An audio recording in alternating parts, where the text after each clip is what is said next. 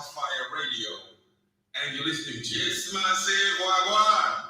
Andrew Robinson, your Jamaican brother there, reaching out to all the massive on the African continent, and you're tuning into the Pan-African Show with your host, none other than Joby, from Monday to Friday. Stay tuned.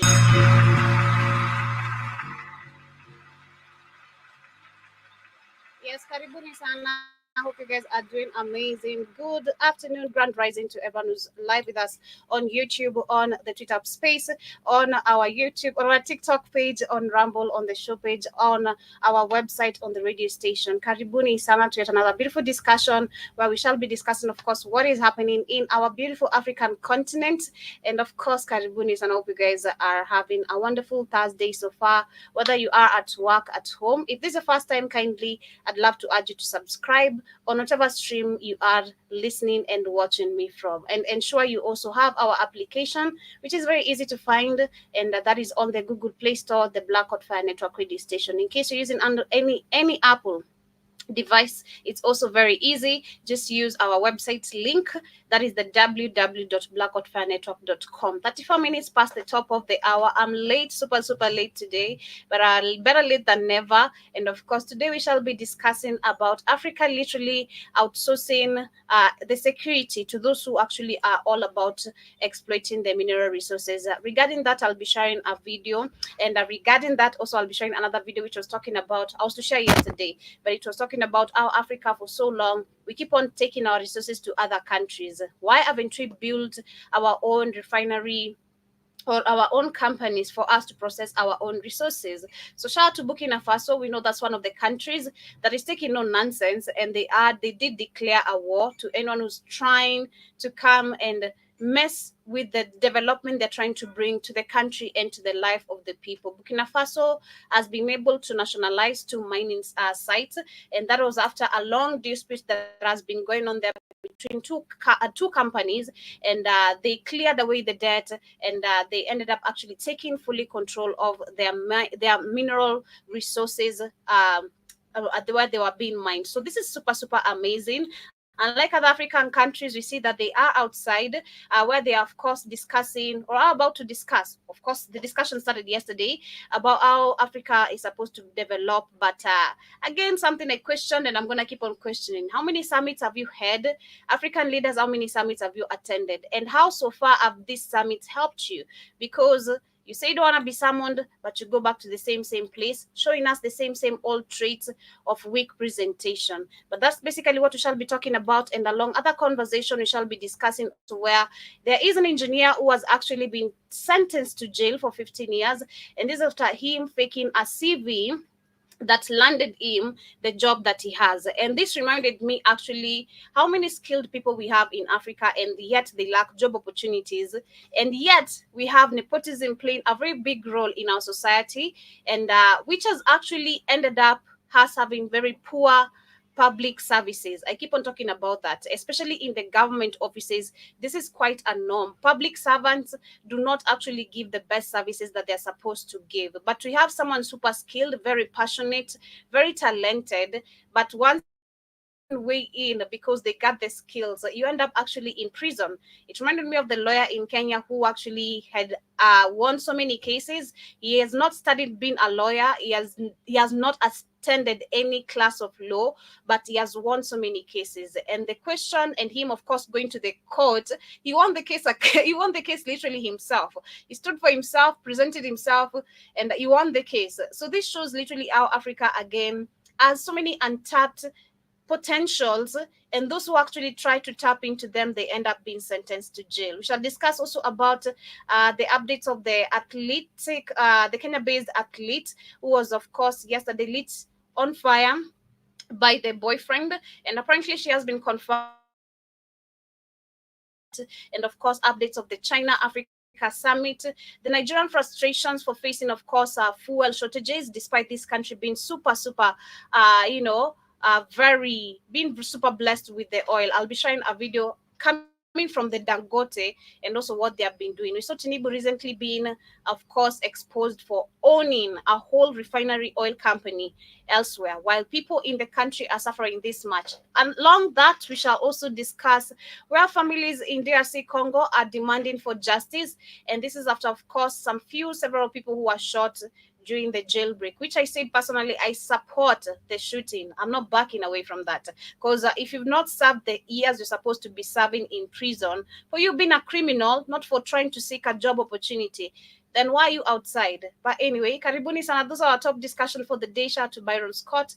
Hope you're doing amazing. Of course, I started an amazing jam that was Asake featuring Ghana. And I think Saz, if I'm not wrong. And the name of the jam is Happiness. And this is Wizkid with Anoti. Hope you guys get to enjoy this. We're coming back with the quote of the day as we get straight to the conversation. Turn up your body, make you feel like flying the belly, make you cool my mind. I want to do anything I want tonight. Make you do anything you want tonight. Turn up your body, make you feel like flying the belly, make you cool my mind. I want to do anything I want tonight. Make you do anything we want. See, I go take. I go take. Oh yeah, oh yeah, I go take. I go take. I go take. I go take. She like go take, oh yeah, she done oh yeah, she like it fast slowly. Sometimes she they confuse me. Me never leave her lonely. Me never leave her lonely. And I never know when she see me. She like to do me do. She said she don't want no for me. So I give her what I need. Turn up your body, make you feel alright. Flying the Yes, so my quote of today says maturity is realizing that happiness is a choice. You really have to be very mindful and shift your perspective regularly, because life will always present reasons for you to be unhappy. Waiting for perfect circumstances to allow yourself to be happy is robbing yourself the present joy today. So actually, try your level best to seek happiness. Try your level best to protect yourself. Be mindful of literally anything that is coming at you, thrown at you, anything that is going to destroy your happiness. Guard that by all means. As much as life, like I love the way the quote said, literally, life will always present reasons for you to be unhappy. So try shift the narrative, manze. Try shift the energy, and try enjoy your day.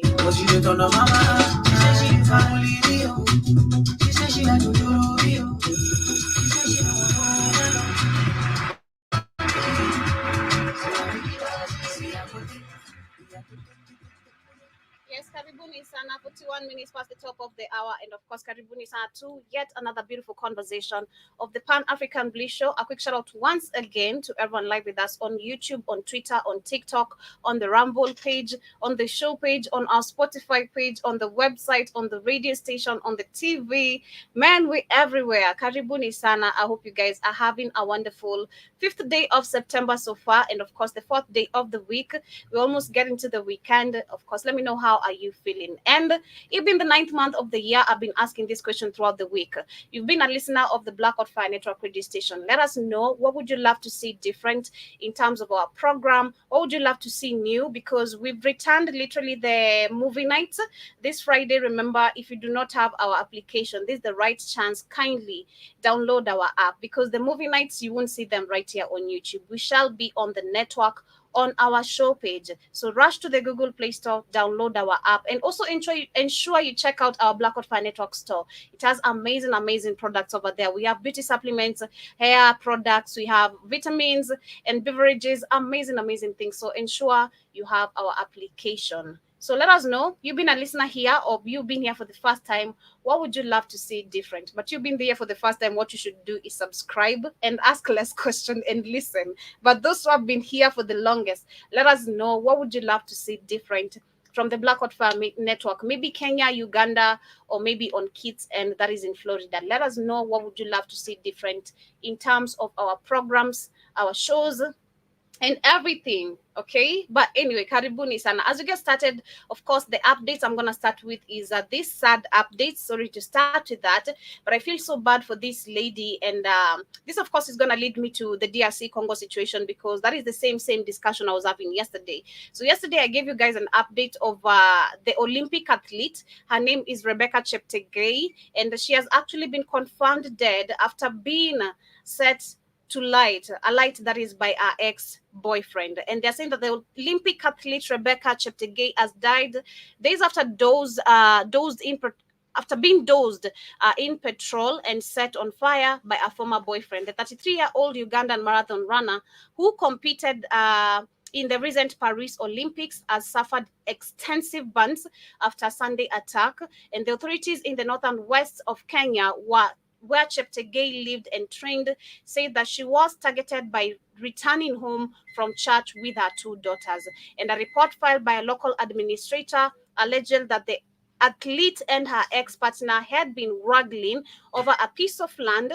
Police say an investigation is under the way. And this is what I was saying. You guys, if you can remember, yesterday I say I don't know what really happens with the Olympic players, like the athletes, not the Olympic, but the athletes, to be specific, in the 254 or in Africa at large. Because just because one situation is being reported right here does not mean other African countries are not facing it as much as we don't see it. But I've seen, to be specific, in Uganda and Kenya, they've been facing these issues. The athletes, to be specific, and I said I'm not sure what they get themselves into. Do they get involved with the government businesses, or what is it that really happens? Because majority of these people end up dying very mysterious deaths, either due to land, and I spoke about where majority of these people also come from wealth, in terms of land, in terms of cattle and herds, literally herds in general. It is a lot, so they are blessed. Okay, we talk about blessings, the Kalenjins, a lot of people literally from some parts of Kenya really have it. And if you try look at this category right here, I'm just trying to understand what really leads to majority of these deaths. But we can see what, of course, transpired or what led to the death and the burning of this young lady right here, because she's still young. 33 is still very young, and she has two kids. So the question is, who's going to take care of the children? Because this is just a boyfriend, not even a husband or the baby daddy. It's just super crazy. But this is what I say, leading to the situation that happened in DRC Congo yesterday. I can see the families of the family of those who are trying to break out of jail. They are demanding for justice. And me personally, yesterday, I say that these people should be rotting in prison. I don't see how someone has committed such a murder, killing, burning, to the point where the bans were so extensive to not be handled. You should not get a chance for you to walk out of prison. You should be rotting in prison. And this kind of people, group of people, should not be actually pardoned by any president, because that's what they do. Like I said yesterday, our leaders have failed to do true development, to create infrastructures in our country. They have failed to create job opportunities. They have failed literally to do what they are demanded to during their own term. And when they leave, what the best thing they could do is release 5,000 prisoners. That is what Uhuru did. And I love using that as an example. Not just Uhuru, we also had, I think that was in DRC Congo too. When Felix Tshisekedi was literally vying for this second presidential term, he ended up releasing a couple of few prisoners in the DRC Congo. And I believe probably this is what is leading to all this, maybe, because I just remembered that. What if among the people who are released, they really had really serious crimes, but people who had slight crimes are the ones left behind?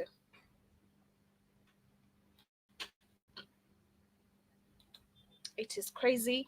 But what is happening right now in DRC Congo, trying to combine both the stories about the jailbreaking and how the jail terms should be working. Because personally, I said yesterday, the reason why I admire America despite its brutality is because the laws are very strict.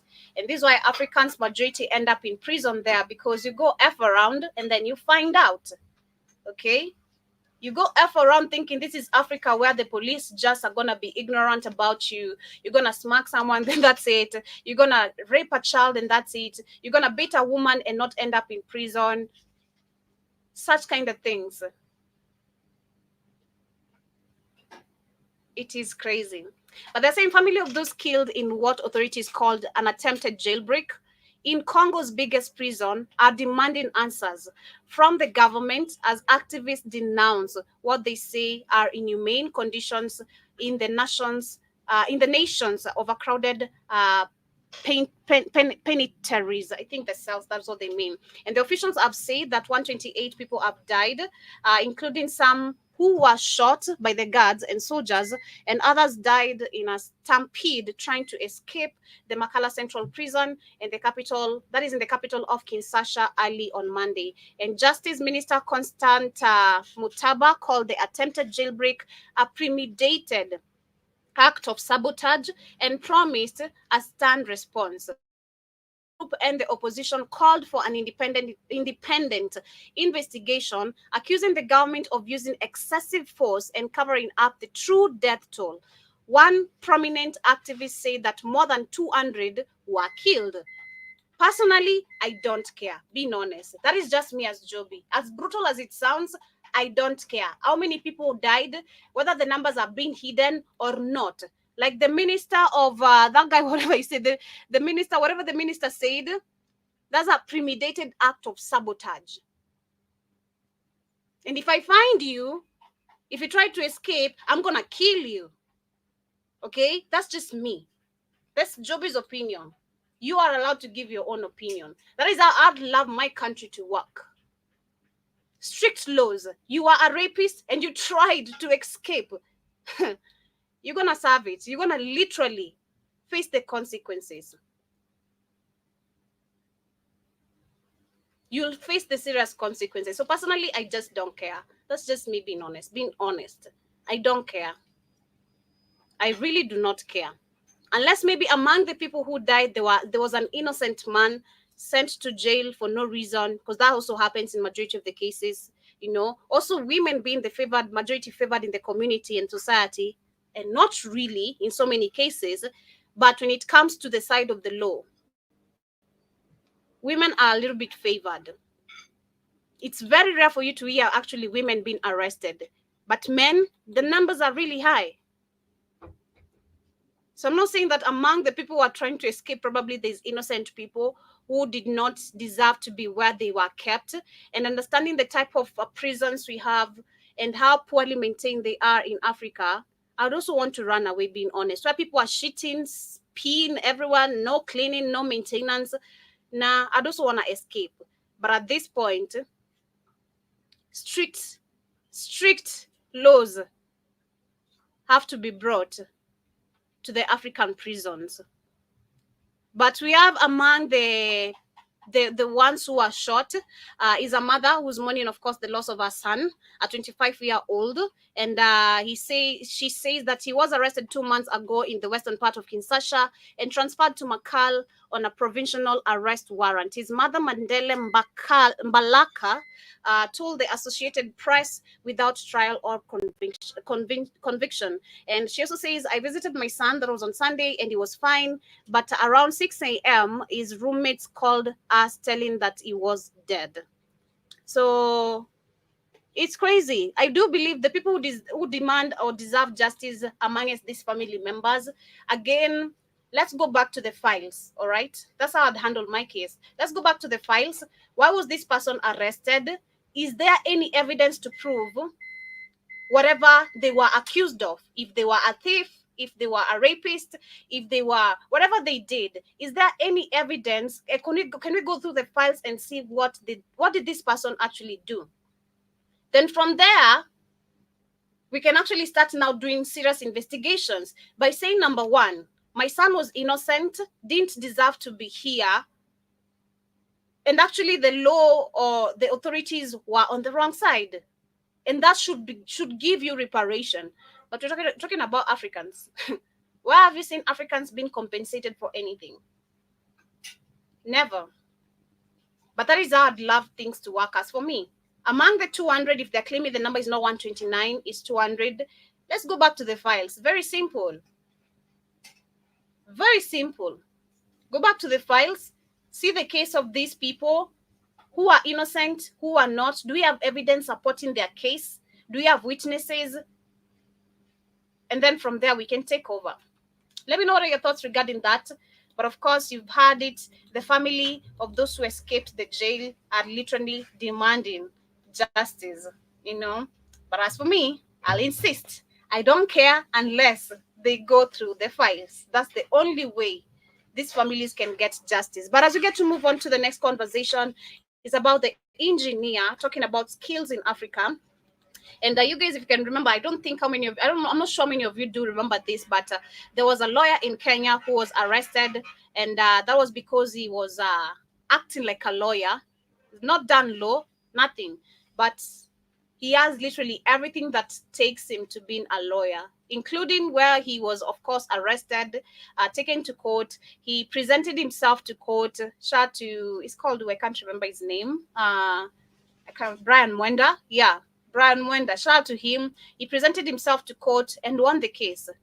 And this actually left so many people saying, that is potential over there. We have so many crooked lawyers who cannot even do anything, and yet they're there. Maybe because your father was a lawyer and you are forced to do law. It's not even your passion. Your passion probably is dancing, but you do it because you have no option. You want to please, of course, your parents too.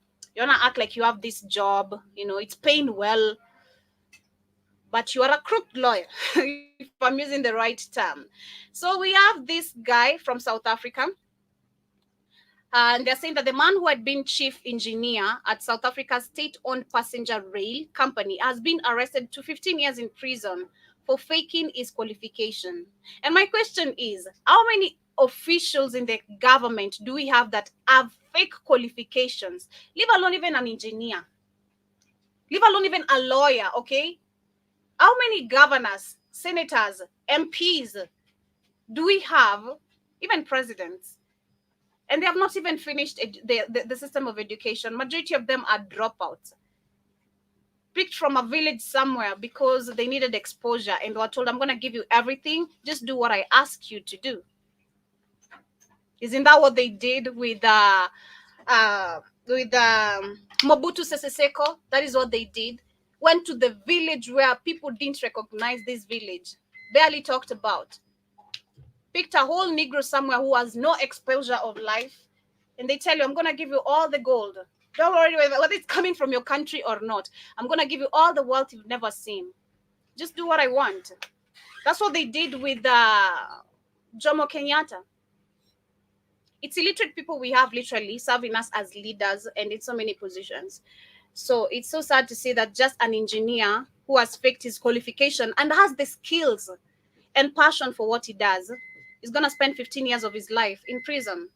They're saying that once hailed for his successful career, Daniel was the head of engineering at the Passenger Rail Agency of South Africa for 5 years, earning an annual salary of 2.8 million rand, that is $156,000. Some good money. Some good money. On his CV, the 49-year-old claimed that to have several mechanical engineering qualifications, including a degree from South Africa respected Witwatersrand, if I'm pronouncing that correctly, Witwatersrand University, as well as the doctorate from a German university. However, the court in Johannesburg had that he had only completed his high school education. And they're saying that the sentence sends a strong message that the perpetrators of white-collar crime will not go unpunished. This is just so crazy. And it's in South Africa. So I'm not surprised, number one. I'm not really surprised why this guy's skills will not even be you've been working in a company for 5 years, delivering what is expected. You know, you are on time. You're doing everything expected. You have the skills to run this company to the point where he is the head. This is just so crazy. is the head of this agency. For 5 years, this is the time you get to literally go through my papers and you're like, we've been dealing with a fraud. Why won't you foresee that and look at the skills, the value I've added in the company and all that? And basically and literally, this is what happens in Africa even today. You know, we have so many skilled people, but they won't get these job opportunities because you do not have the qualification papers. Just a paper. And this always there's a time, I keep on saying this every single time, and I'll keep on saying it until people go back to, if it will ever go back to making sense to anyone. We had teachers because they were passionate, because they loved children, they could take care of children, you know. They were not tribal. Teachers were not being given the role of being a teacher because so you can come ask me, oh, you are John Kamau, so you are a Kikuyu, huh? This is why Kikuyus are like this and this, because that's what we've grown up in the system of school. Teachers criticizing you because of where you come from due to the tribe. But if I try go back, what I was saying on the culture show the other day, we used to have people in the careers that they had. If it's a doctor, a teacher, because you have passion for what you do. A teacher, you're going to be understanding to the students. You're not going to be caning them, you know, because that's a system that the white man also brought, you know, you're going to be teaching them to understand, not yelling and all that. A doctor, you're going to give the best service to a patient because they need your attention, okay? They need your care, they need your love, as much as they have the people surrounding them with all that. You, the doctor, this patient being in your hands, you're supposed to take care of them, make them feel like they're not really out of home, despite them being in the hospital, make them feel they're taken care of. But the services we have in our hospitals, my God, they're shitty. The nurses are gossiping, taking tea, while someone is on labor pain. We saw this during the demonstration. Someone died. They had a bullet, literally, and the hospitals refused to open the doors. And someone has a live bullet. And this guy died. That was Rex, actually, if I can remember. Rex died where they refused to open the hospital. Why are you a doctor if you don't literally just have the passion to do what you're supposed to do, which is save people, help people who need your help? Why are you a doctor? It is crazy, man. It is so crazy, but sadly, this is what we're dealing with today. And until we claim our positions, literally, we can't keep on going with this bullshit of having papers. Personally, I'm so grateful being where I am. I'm not required to have papers. My passion has gotten me to this particular point. Understanding literally, my passion has gotten me to this point. Nothing else. My passion has driven me to this level. And that is what I used to see long time ago. It is you having a passion of something that drove you to the career that you wanted to do. Things have really, really shifted. But shout out to that guy. I don't know what to say. What I can say is that this is the majority of what African people are going through. That is what I'd say. That's what I know. So if this can happen, we should actually go back to the drawing board and also call on the officials like Sakaja, Joho, and so many who are in these positions and don't have papers. And yet when we still get the papers, okay, it's crazy how the skills are not going to be considered. You go get the papers, right? But still, you don't fit in these positions. You get a degree, you're told it's not enough. Okay, you have a certificate from Form 4. You're told, go get a degree. You get a degree, it's not enough. Get a PhD, it's not enough. Get masters, it's still not enough. How far do you need to go? Become a thief? Or do what? It is insane. It is insane. But as we shift from that, that is what is happening in South Africa. And I wish I can understand if the guy is coming from South Africa but I bet, yeah, if he was a Zimbabwean or anything else, it would. But anyway, that is what is happening in majority of the African countries. So this week, as we get to continue, we know that we had the China-Africa Summit, and which of course started yesterday. And I want us to share this. The China-Africa Summit commenced on Wednesday, with President Xi Jinping and his wife hosting a banquet. Look at Ruto. Ruto, the puppet of the world right now. Ruto is the image of the Africa biggest puppet. Like, he's the first, I don't want to say he's the first president to have greeted, but I mean, look at him. Ruto's image is just everywhere, like the best puppet to ever be. That is what it's giving, as for me. To welcome the attending leaders. Over the course of the 3-day summit, leaders from around 50 African countries will discuss future cooperation in areas such as agriculture, security, and industrialization. On Wednesday, President Xi held bilateral meetings with leaders from South Africa, Djibouti, Cameroon, and others. The United Nations Secretary General Antonio Guterres attended the summit as a special guest. China, having been Africa's largest trading partner and investor for years, has strengthened its ties with African nations to counter US and European influence in the global south. Look at Tinubu's ass. Under the theme, joining hands to advance. Stop smiling. This is a big shame. I'm so ashamed. Oh my God. I'm gonna rewind this video again. Oh my God. Have you seen Tinubu's smile? Maybe you guys cannot see. Let me broaden my screen. Tinubu is all smiley. All smiley. Oh my God. The China-Africa Summit commenced on Wednesday, with President Xi Jinping and his wife hosting a banquet to welcome the attending leaders.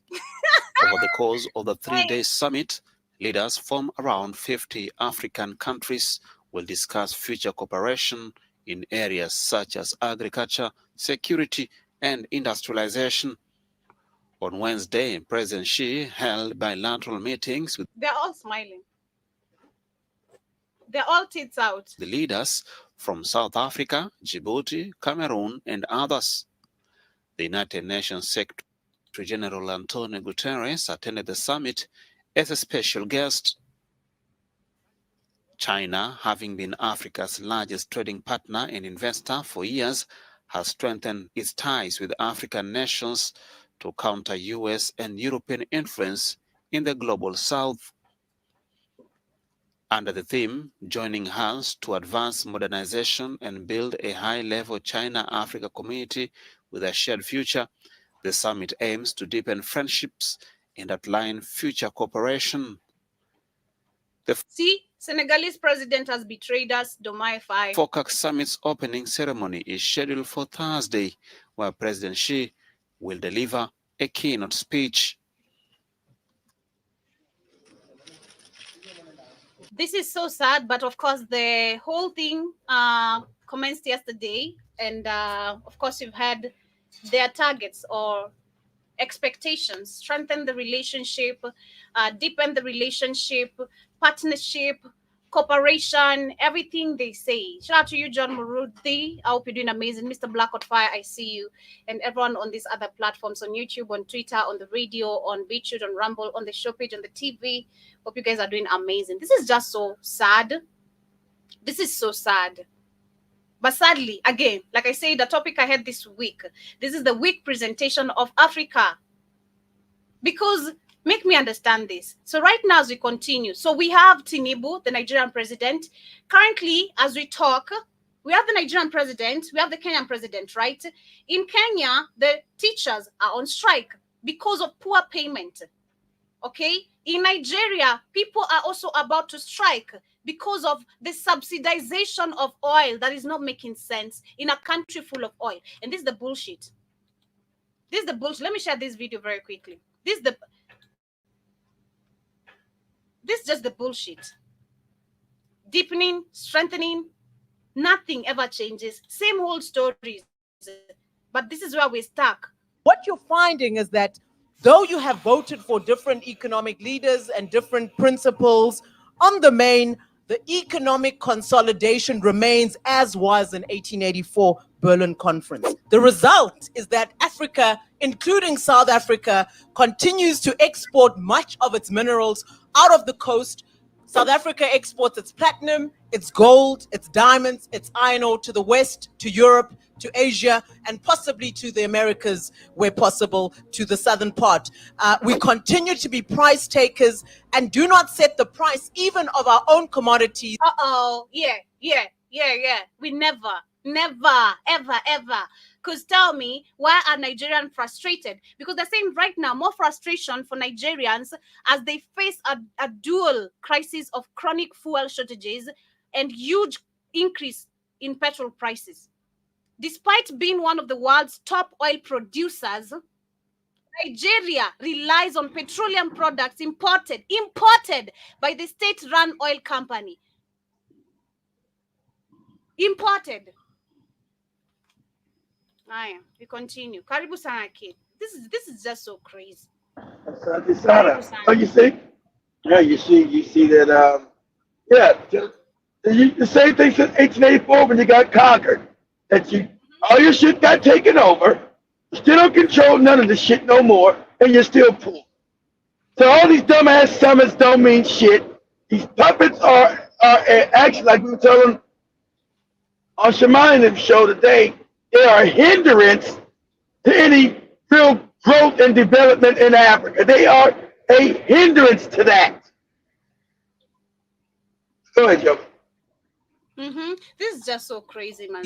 Like OPEC countries who control oil. The outcome is that black people remain excluded outside of the real economy, with some paltry attempts to include a very few elite beneficiaries. Yep. What you're finding is that though you have voted for different economic leaders and different principles, on the main, the economic consolidation remains as was in 1884. Exactly. The result is that Africa, not meant to be any South Africa, continues to export much of its minerals out of the coast. South Africa exports its platinum, its gold, its diamonds, its iron ore to the West, to Europe, to Asia, and possibly to the Americas, where possible, to the southern part. We continue to be price takers and do not set the price even of our own commodities, like OPEC countries who control oil. The outcome is that literally, we've never, and this is we have people like this one. Let me see if I can find that other video. We have people like Dangote, we have people like Tinubu who have oil refinery companies and have created shitty job opportunities to African people to make them think, he's the billionaire, he cares about us. He cares about nothing, because these people are all and full of their masters. Their stomach is literally if they don't do what is expected, they go back as shitty as you. They go back to the poverty that you're living in.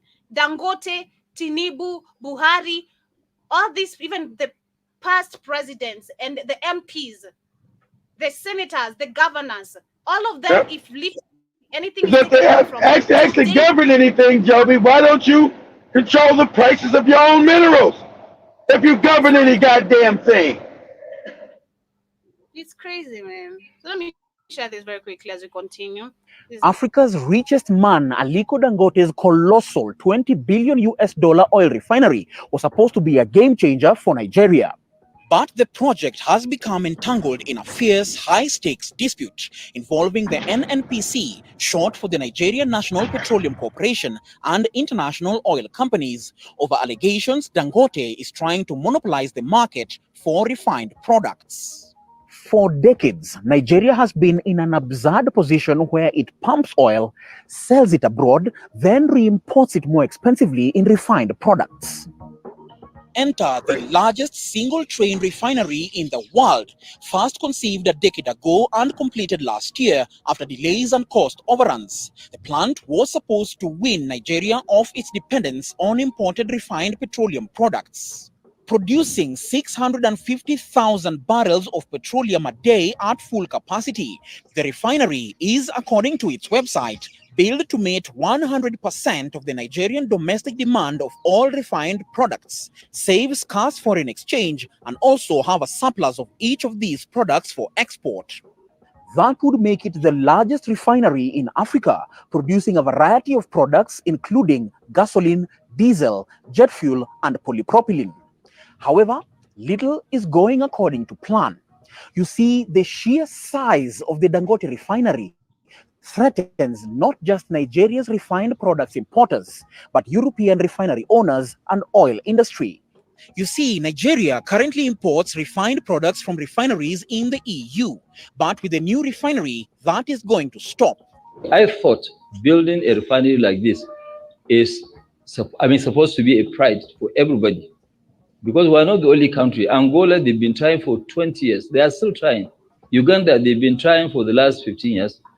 None of them. There is no production. Not trying. There's no trying that they have been trying.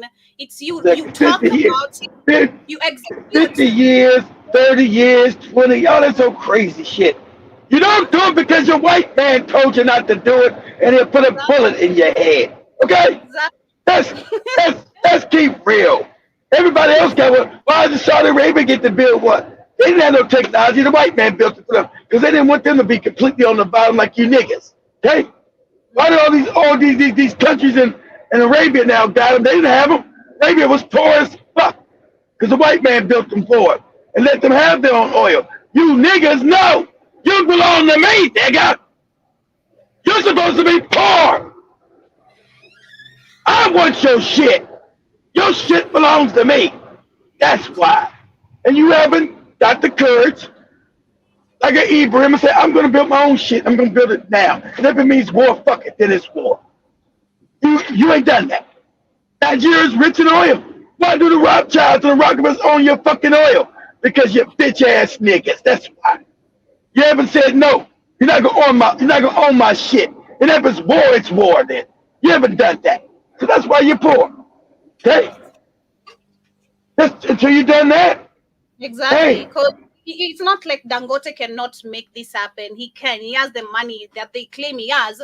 He can. Yeah. He can actually, execute the project. So what? He got the project is up. Remember, but the white man stopping them from getting that oil because that cuts their money. He said that because their money. Yeah. These niggas ain't supposed to have. Africa. Only two countries are not importing, which is, Algeria and Libya. Apart from this, Algeria and Libya, Arabs, I told you, they let the Arabs do it because they don't want them completely on the bottom like you niggas. So they allow them to do it. All the Arab countries got it. To be slaves. Once at full capacity, the Dangote refinery could append what has been a highly lucrative Europe to Africa fuel trade and transform the country's fortunes. Some say it will put European plants out of business. Of course. Some of Europe's largest refineries like Shell and Total Energies are owned by international oil companies, which have they're owned by the Rockefellers. They're owned by the Rockefellers and the Rothschilds. So they put them out. It's about their money. Exactly right. So you'll cut them being parasites off of African resources. That's what you should have been did. With a backbone, your shit is supposed to benefit you. Not the white man like the lady told you from 1884. That's how the Europeans got rich. Off your back. As parasites. So you standing up and saying no more, it might cause war. And oh, well, fuck it. Because my grandchildren are not going to be poor. So white people's grandkids can be rich. That's what you need to understand. Either you do it or you don't. That's why you're poor. Go ahead. In Nigeria's oil industry.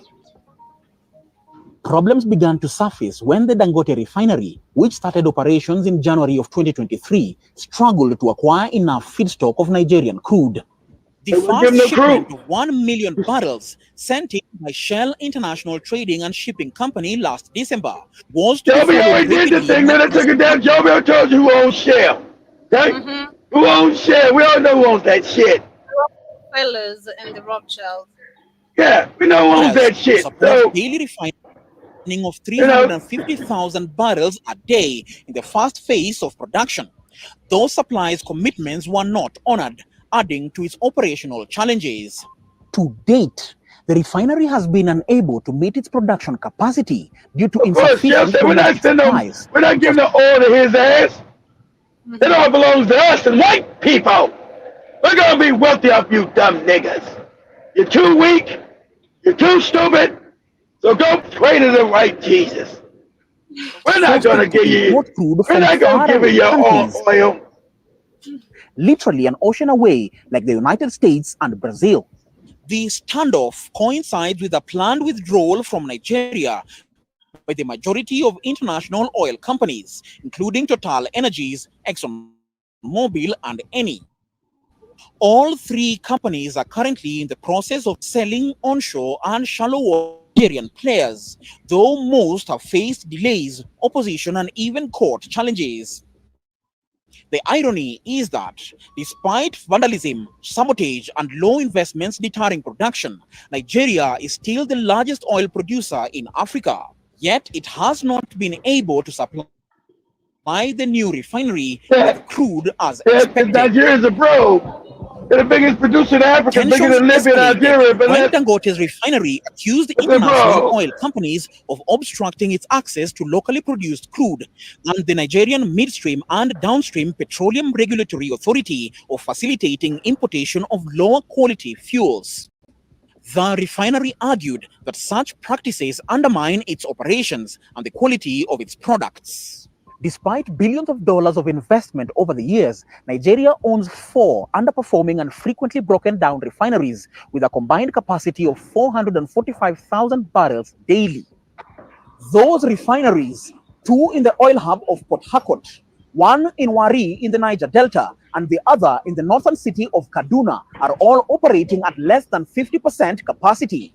That means that petroleum for everyday use must be imported, a scenario which has spawned extremely wealthy fuel importers and diesel traders who benefit from an entrenched system that has contributed to millions languishing in poverty and bled the giant of Africa for decades. So clearly, there's going to be a whole class of local and foreign interests who don't want the new refinery to succeed. Total Exactly. Energies, which announced a supply deal with See, Dangote because at the Africa if City of Africa succeeds, they're poor, guys. Without Africa, without them parasiting and benefiting from Africa, and Africa standing up on its own 2 feet, they're poor. Yep. So they're going to try to sabotage everything. Yeah, Africans build or do because they want that money for them, not for you. So to get power, you must kick out all white people. Sorry. I kick out white people, Asian people, I kick them all out. May shipped only 1 cargo of Aminam crude to the refinery in April and has not delivered to the refinery since. Another reason for this is that Nigeria has tied up much of its future oil production in oil-backed loans and other swap deals, leaving little or nothing for local refiners, including Dangote.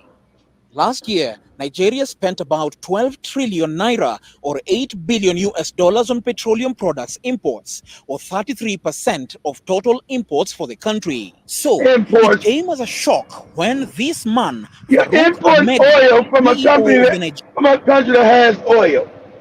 You can't make this any more backwards.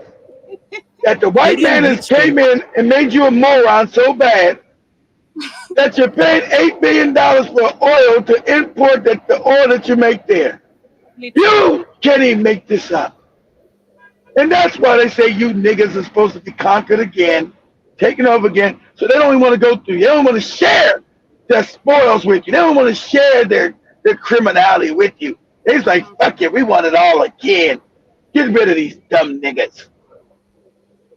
Go ahead, this is why we can't agree with that these Zambian fools who are saying, we need to go 50-50 with them. Nah, they've never gone 50-50 with us. They're selfish with our resources. Why would I be going 50-50 with somebody that's my shit? Crazy. And Yeah, I'm going downstream 50-50 with petroleum you now. regulatory authority announced to the nation that fuel imports would continue uninterrupted despite Dangote's refinery coming online, because the government would not allow a monopoly in the sector. He alleged that diesel from Dangote's refineries is inferior compared with overseas imports.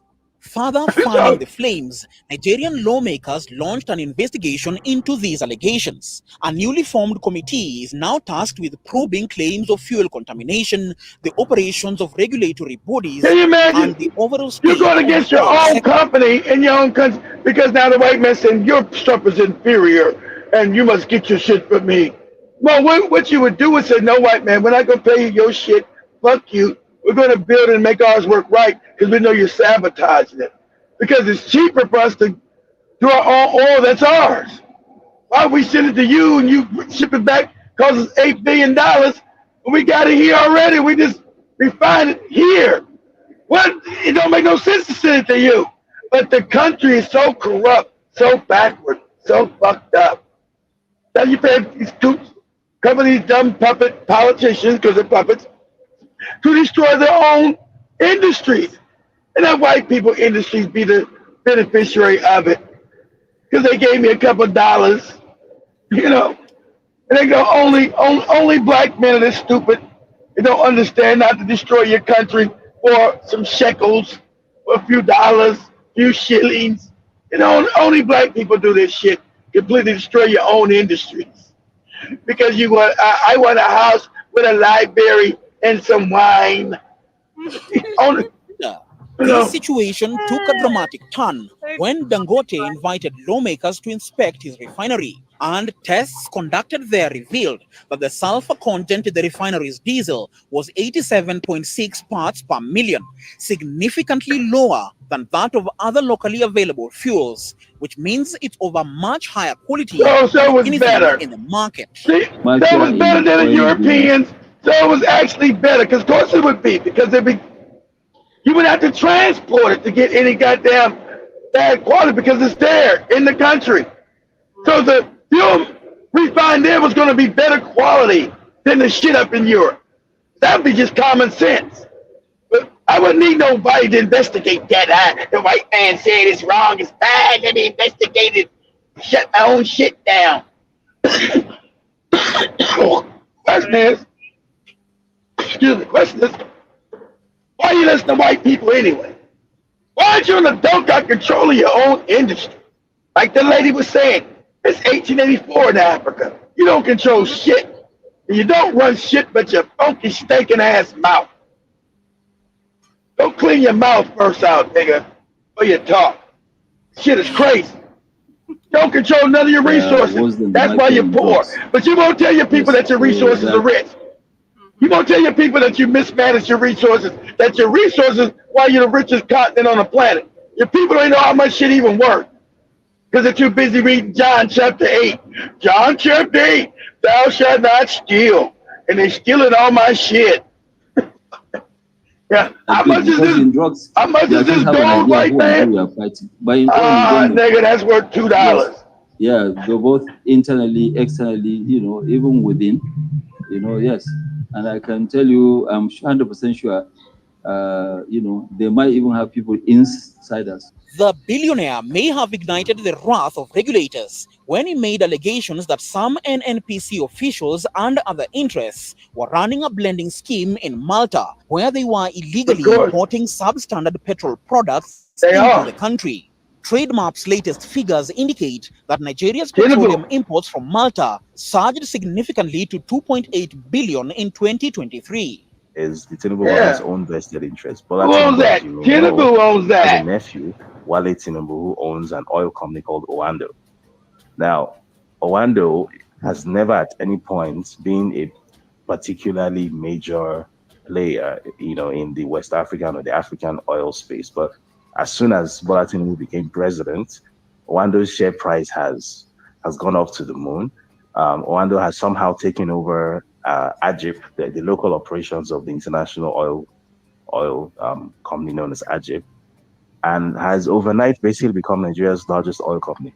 You know NNPC why? bosses have Because denied any it's the linkages to thing the about the offshore plant. African moron again. He's corrupt and fucked up. Okay? You know, African men are fucked up in the head. So Tinubu is fucked up in the head. He's corrupt. And so that oil company is by him. And so you can easily trace the money back to this moron. Mm-hmm. So him being corrupt and fucked up, like most African men are. He's corrupt and fucked up at his own people's expense. Doesn't care. Are they starved and shit? They out there protesting. He's saying, be calm, be cool. Hey, we found you fucking us up with this oil. I know, I'm an African man. I don't know how to really do business without being corrupt and fucked up. Because everything I learned from the white man, and I must do what the white man do. I don't know how to be legitimate business and not be corrupt, not be fucked up. I don't know how to do that. So, you caught me. So what? I'm the president, nigga. So what? Dots seem to be connecting. The regulator argues that the facility, if it exists, does not affect NNPC's business operations and strategic actions. What is telling, though, is that Nigeria's problems with the quality of imported fuel are not new. 2 years ago, the downstream market was grounded for almost 2 weeks after the NNPC, which manages the importation and distribution of fuel, said it had found methanol at levels far higher than allowed. Nothing has been heard of the subsequent investigation ever since. For Now what you Dangote, see here, whose business pause it, Joby. Pause it. What you see here, family, and you gotta go and take things back to the root. Nigeria should be way richer than Saudi Arabia, way richer than any motherfucking Arab country, 10 times richer. Not just oil. Nigeria has every fucking thing. But this is because Africans have been kept ignorant. This is the level of ignorance in Nigeria that when colonialism came in and created an ignorant class, whole country's ignorant, but all of Africa's ignorant. This is what happens when you've been kept in so much ignorance and poverty on purpose, and you try to come out of it, you don't really know how to do business. You're caught in ignorance, and so everything becomes corrupt. And so from Nigeria's inception as a country, it's been a corrupt, ignorant place. That's why it never developed. Why it's not wealthy like it's supposed. That's why it doesn't look like fucking Dubai. 10 times wealthier than Dubai. Well, that's why it doesn't look like Saudi Arabia. 20 times fucking wealthier than Saudi Arabia. Because of the ignorance, guys. The ignorance in Africa caused all this. Mm-hmm. Go ahead, Joe. The people, if they were, like I've said, we've been taught the value of our, not the value, we've been taught we have resources, but not the value. And this is why when you talk about even extraction of like gold, cobalt, Africans will get $2 out of literally something that's going to make millions out of it, because there's lack of information about what you really have in your hand, what you really have in your land. There's no such information. But as we get closer to Wendy Lab, let me finish up this video. Shout to HR, the messenger. Shout out to everyone who's joining through YouTube, Twitter, and the rest of the platforms. That is Rumble, BitChute on the radio, on the TV, on the website, and Spreaker and Spotify. To flourish under previous administrations. In return for him investing billions of dollars, the dispute is a shock. To his critics, he's a man who's manipulated the government. He's a monopolist who's rigged the system so that he doesn't have to compete fairly. This impasse would have been unthinkable only a few years ago. Pause it. He's not a monopolist so much that he is one. Mm-hmm. His grandfather happened to be there when they were changing over everything with the British. So they were there because the monopoly was the British. So they was there at the fake transover, whatever you call it, ship. They I'm having a brain fart. When they supposedly gave fake power back to Nigeria, the British. They never did. So Dangote's family was a part of that. So he's always been tied in with the government. That's how they made their money. The idea that he was some kind of poor person, made it rich, all that fake shit, that's bullshit. That's made up nonsense. You know? I mean, at the transition of monopoly, they were there because all African systems were created as monopolies for Europeans. They're all monopolistic systems. In 1884, that's what the white man drew up. I want this, I want all of it. I want this part of Africa, I want all of it. I want this part of Africa, I want all of it. So all of Africa has been run as a monopoly system since the white man got it. To say that Cody's different, his family was involved in that transfer of power. So of course he's monopolistic. That's how Africa's ran, as a monopoly. So that, you know, to say that he's any different is crazy because the country was set up, was stolen as monopolies. As a company, true. Let me finish up. Former President Muhammadu Buhari, with whom Dangote enjoyed warm relations. A few months ago, agents of Nigeria's independent anti-corruption watchdog, the Economic and Financial Crimes Commission, raided the Dangote Group's Lagos office, ostensibly as part of an investigation into alleged mismanagement of foreign exchange allocations. You know why they raided it? Because the white man told them to raid it because he's fucking with their money. This ain't no anti-corruption shit in no Nigeria, the most corrupt country on the continent. What are you talking about? The white man said raid it and find something wrong in it and then bring this nigga down. Now he can fuck around in that concrete because it's not pushed against my goddamn money. This nigga's now fucking with my money. He has to understand his place. Niggas are on the bottom. I'll let you dibble dabble in certain businesses, but when you come fucking with the big boys' money, which is oil and gas and the shit I control, that means I control all of Africa. Now you fucking around. And now I'm gonna send my fake corruption board to come after your nigga ass to let you know, nigga, I control this. Go ahead, Joe. Checking on you. Just days before newly elected President Bola Ahmed Tinubu was sworn in, Dangote inaugurated the vast oil refinery to great fanfare.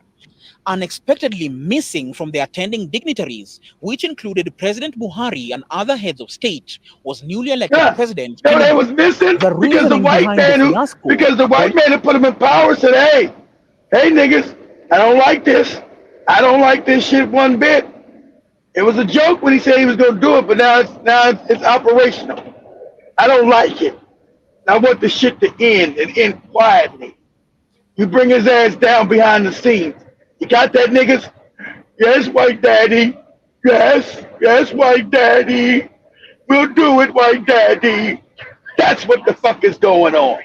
Power. Go ahead, Joe.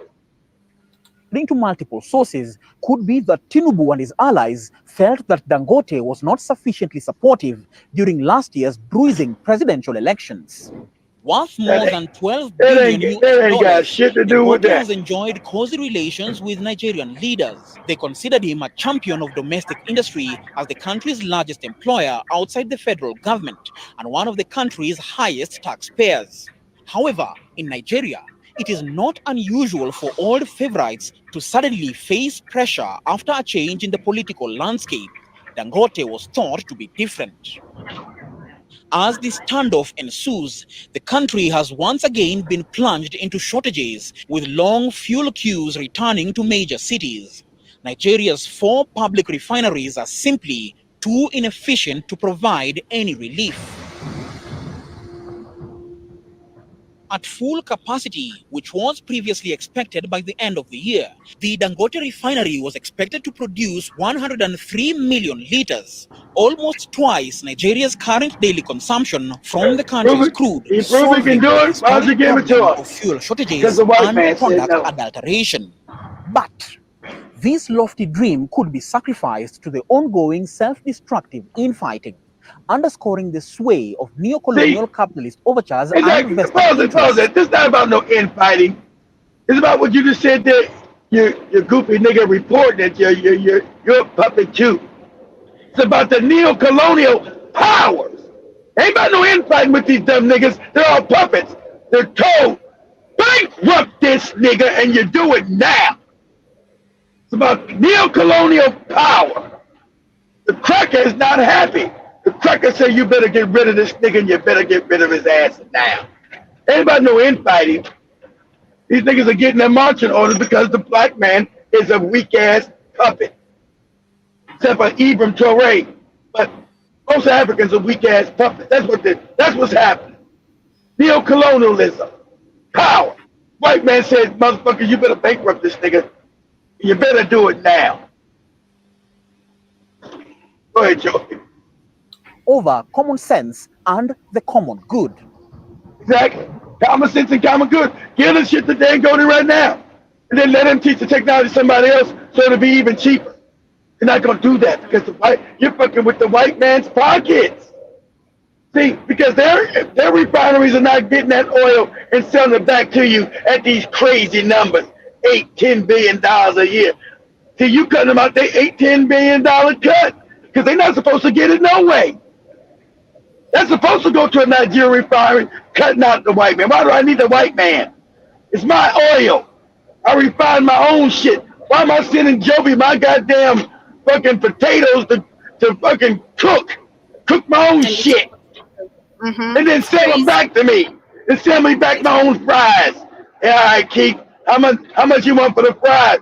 I said, Joby, those are my potatoes. Yeah, but I cooked them.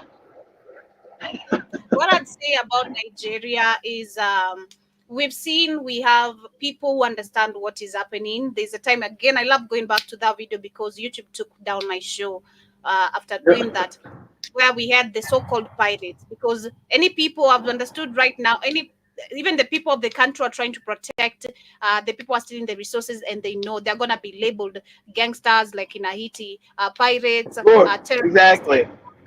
So in Nigeria, they're called pirates, and we saw them explaining, because I watched it even off after that, and I shared the Niger Delta one.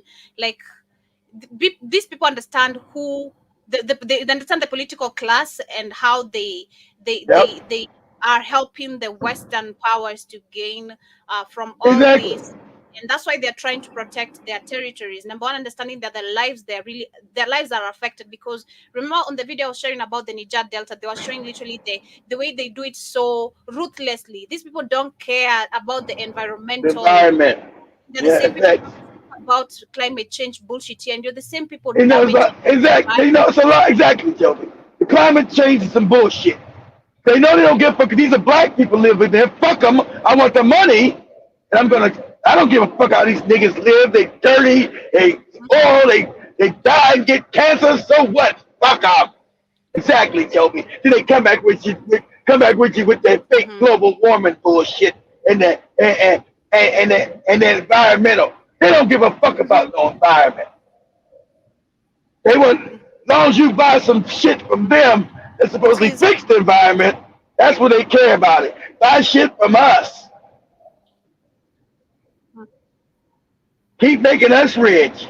So yeah, it's crazy, and this is what it increases, of course, the diseases we have in African countries. All this so-called, we saw the other video which was talking about Africa has epidemics or pandemics, whatever that lady said. And I'm like, this is all caused by you fuckers who have failed to think about it, you know. We never had diseases. People were not getting water contamination. If it's not me drinking dirty water, our water was very, very healthy. We never, we knew how. Because you never had slums.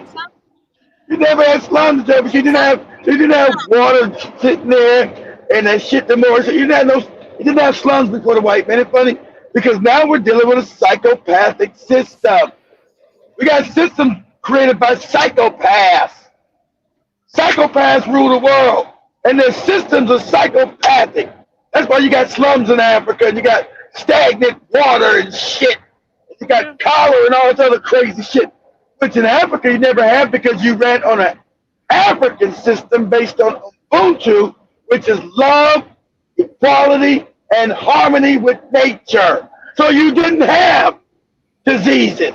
You didn't have stagnant water. You didn't have fucked up environments. Because you wasn't trying to steal from each other and rob each other and exploit every goddamn thing. Because you It's lived in crazy. balance and harmony with nature. Because that is your nature. Now you got Yes. run by psychopaths, everything's all upside down, inside out. They tell you we promote environmental shit where they steal all your oil and leave it all fucked up. People can't bathe, the water's poison, talking stupid shit to you. It is insane, but I do, like I said, I believe there's some part of the people, the level of ignorance, of course, is very high, but we have a group of people who have understood what is going on. They're trying to fight, but they're, of Yes, course, Lord. they're being stopped by the Shell, the Total, of course, people. They have funded also Of their course. own gangs and the pirates to stop these other real pirates. The people are fighting for the country to literally stop all this project of all this exploitation of the oil. But as we wind up, the last video I'm sharing, because that guy did speak about Libya, and Libya, actually, they're buying petrol or oil cheaper, 6 times cheaper than water. It is just super crazy, while other countries who have plenty of oil are actually talking about subsidization every single time. Yeah. That is Tinibu, because I was trying to refer to the China Africa Summit that is currently ongoing. This is the same bullshit they're talking about that they have been doing for years. Nothing about where we're fully taking control about our resources. We are fully taking power. We no longer want to be summoned. We no longer come into these meetings by meaning it. Exactly. Nothing. But in this country, 1 liter of petrol is 0.15, which is equivalent to this much. So it's very cheap. To fill up a whole car, 0.02 cents dollars. Imagine, car of this size. but imagine, Joby, when Gaddafi ruled, it was free. It didn't even cost that. Because he used that old money costs that about $2. the old money that he generated outside the country. He said, "Well, we're getting money outside the country, so we're gonna sell it to our people. Why? No, we're gonna do it for free. All is free in our country. Since we're an oil giant, like Nigeria should be, it's free here. But in Africa, of course, shit don't ever work right. Because shit not supposed to work right. It's all colonial nonsense. So you're going to pay for your oil that comes out of your own ground while it's actually fucking up your own ground. God damn. Less? Yeah, less than $2. $2. Yeah, less than $2. So as you can see, it's filling up. He's putting almost 50 liters and it's only just hit $1. Very, very cheap. Now, I'm going to go to the shop. I'm going to show you how much a bottle of water costs, a liter of water. Here's the shop, same petrol station, and they should have water inside. Assalamu alaikum. Let's have a look. Here we go. Here's the big liters of water. This should cost 1 dinar. So remember, a liter of petrol is 0.15. This will cost 1 dinar. 1. Amazing. Thank you so much. You can see 1 dinar. So this bottle of water, which is just over a liter. Yeah, so it's crazy, man. It is so insane. In Africa, even water itself, you'll have to buy, man. Bend your coochie over, like, for you to get water. That is what they have made it. If you're not doing that, you're not getting a jug of water. You go shit and do whatever you can, like toilet. Oh, goddamn, you keep that. You keep your coochie. I don't know what's paying. I mean, just give me the money for water. They don't care. We've seen at the presentation we've done of even the tea farm. I know. You showed me all that. I was like, man, goddamn, this shit's nasty. How many people goddamn. in that tea farm? Do you know how many women have gotten HIV there because of being bent over by one person who's claiming to be a manager, and because he's being paid by the British system, It's the savagery. They're getting paid on land that was supposed to be yours that they stole it. That you're a low-paid employee bending your butt cheeks over on some land that you too scared to take back the power. And now you run around with AIDS and shit. How's that working for you? Because you're too cowardly. You're too cowardly. You're not going to sit on my land talking about you fucking got a tea farm in this bitch.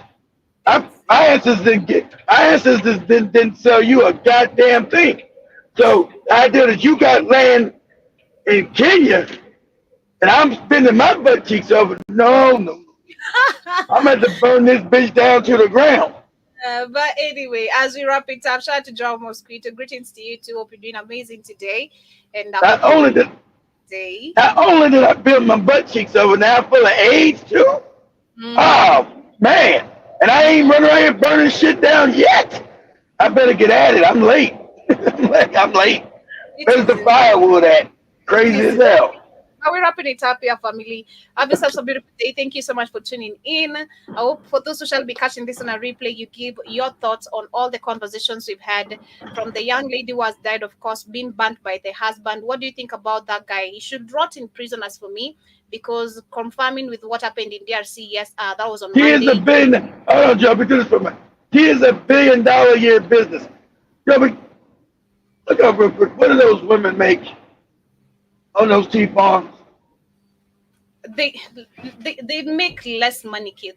I did a whole documentary. They don't even, I can't even, they don't make no money, literally. They are begging to be paid, number one. Not only are you begging for a job, but you're begging for your money. Yeah, because in Africa, the white man knows you don't even have to pay. He'll pay you sometimes they're not paid, that kind of shit. And ain't nobody in Africa to help you because the governments are so corrupt in the hands of these white people. These people trust me, even make more than $5. Trust me, they're not even making $5 a month or $5 a week. Which one is $5 when? It could be a day, a week, a month. I'm certain it's literally very, very less. If you're working a day, it's less than, of course, $5. Less than. Probably $2, even that could be more, maybe $2. Like $2. Yeah, maybe a dollar or two. I've seen what farmers go through, and the wages are not really that too much. I know the wages suck. I know the wages not there. I know that, Joe. I'm saying I don't know what it was. I'm saying because that tea is $1 billion business. Tea farms in Kenya, I think, are the #1 tea farms in the world. That's billions of dollars going to white people again who stole that land. But my grandmother's working there making $1 a day. And you won't rise up and take your shit back. You deserve to get smacked in your motherfucking mouth. But anyway, we're wrapping it up here with the no goddamn way. You gonna rape my grandmama in no motherfucking tea farm. Think I'm coming to see you today. You won't survive me. Don't, I made a mistake in Jesus. You're going to meet Jesus, nigga. You're going to meet him today. And so before I go right now, I told you guys, because we're not going to do it tomorrow, I told you guys, motherfucker, Chicago is not Denver. Chicago's not Denver. You fucking around with niggas. Not these cowardly motherfuckers like Zoe over in Denver. You fucking with the real niggas in Chicago. Shout out to Big Cheese. Big Cheese knows what's going on right now. You Venezuelans, you're getting your head blown out your back. You're getting your brains blown out the back of your head. Yeah, it ain't on the news. I know what's happening. You tried to take over some apartments. You tried to take over some apartments in Chicago, and them niggas told you. 1, 2, 3. 1, 2, 3. Hickory dickory dock. You're about to get this clock. And so now you Venezuelans been getting your brains blown out the back of your head. You're fucking around with the niggas. That's all. You don't fuck around in L.A. New York, you bring that shit to New York, you're going to die too. You're in Chicago, niggas. And you in there with some real street niggas. I knew they were going to kill you. You get, the police didn't want to show up. They showed up to save you Venezuelan motherfuckers. The niggas are dragging you through the streets. They told you don't fuck around up here. The niggas told you, don't fuck around here in Chicago. We're gonna kill you. And you're being dragged through the streets with your whole head gone. Yeah, motherfucker, this ain't Colorado. With these other goofy niggas want to date white women, date white people, that Zoe shit. Nah, you fucking around in Chicago, nigga. Like I say, don't go to my hometown of L.A. either. You go to L.A., they gonna kill you. They gonna kill you. as we wind up. We'll do that maybe next week. Yeah, because tomorrow is going to be movie night. I saw that. I'm going to share some videos with you and on the WhatsApp page about that Chicago story. I saw that yesterday, and yep, it's crazy. I saw they took over some apartments, and it's crazy. It is crazy. They ain't got no apartments no more, Joby. Them apartments have already been unasked. Them Venezuela unasked them motherfuckers because the brother said, "What? We told you don't fuck around." He said, "Hey, all you Venezuelans that are not, there's got to be some African goodness. So fuck that, kill all of them." He said, "All you Venezuelans not harming, we're not gonna kill you. But if we get you fucking around with the ones that are, we're gonna kill you too." So, see, the Africans always gotta let some people live. Fuck that shit. As we wrap up, much love, family. See you guys later on the Black Kings frequency. Now Joby want to ask me, why y'all got all those guns? That's why we got all these guns, Joby. That's why. Because sometimes, Joby, you got to put in some work.